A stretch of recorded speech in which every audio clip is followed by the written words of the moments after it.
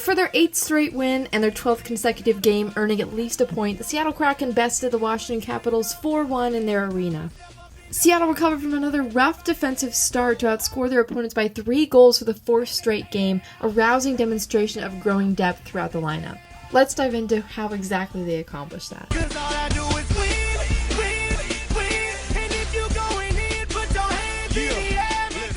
Ty Karche, usually a right winger, handled centerman duties just fine on Tuesday, creating 3 scoring chances over the course of the game. But it's clear that the wing suits him best, and he demonstrated as much last night. To open the scoring, Adam Larsson, known play driver, fetched the puck down around his own net and jets up ice, immediately signaling to Karche and Andre Burakovsky to set up at the opposing blue line, which they do. Jared McCann keeps himself lower to support Larsson as a passing option, eventually receiving the puck and speeding through the neutral zone. Washington's duly guarding the center lane of the ice, the most dangerous point of entry, but they focus their defensive efforts on McCann rather than Seattle's wingers. That's the benefit of having McCann on the 4th line playing center. The Capitals have to pay extra attention to a position they wouldn't normally need to had a true 4C played. But with Martin Ferravari and John Carlson keep their sticks focused on McCann, which ultimately forces him to make the stronger play. No shot is available, so he passes back to Karche, who had snuck into the zone undetected. By that point, neither Ferravari nor Carlson are in a position to disarm him, and the only other defensive option, TJ Oshie, had given up on active defensive participation. From there, Karche's got the shot to finish his play. I love here how early on Vince Dunn holds up Hendricks Lapierre behind the net to allow Larsson the space, time, and possession to scoot up out of the zone with the puck. After Seattle had let Washington have their way in their defensive zone, the Kraken stepped up and defended their territory for their 2nd goal of the 1st period.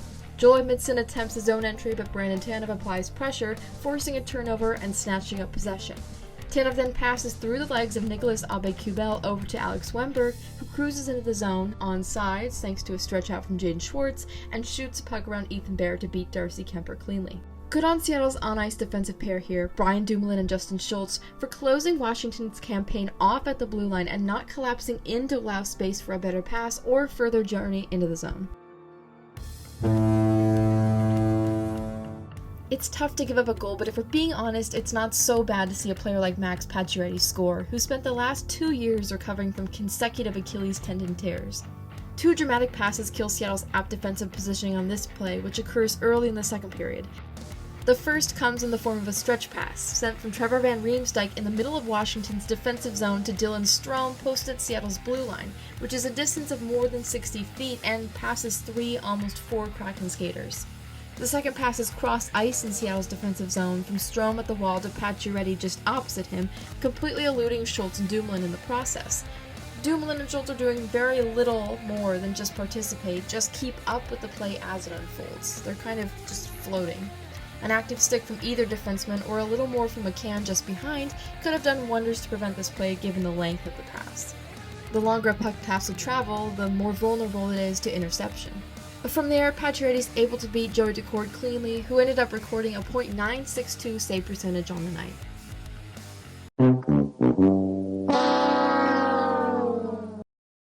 To extend their lead late in the 2nd period, Seattle wins a draw in the offensive zone to kick off their 3rd scoring sequence of the night.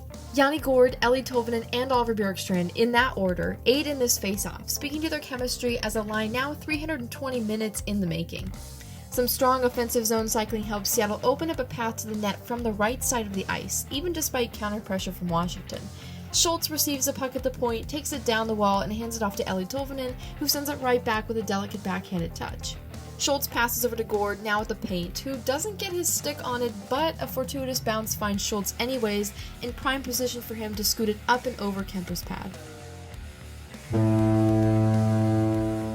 And the final goal of the game comes from Adam Larsson. Once again, Seattle scores on a play beginning in their defensive zone and built through speed in the neutral zone. Dunn fights for possession down low in his own zone behind the net, wrestling the puck away from Washington's Nick Jensen.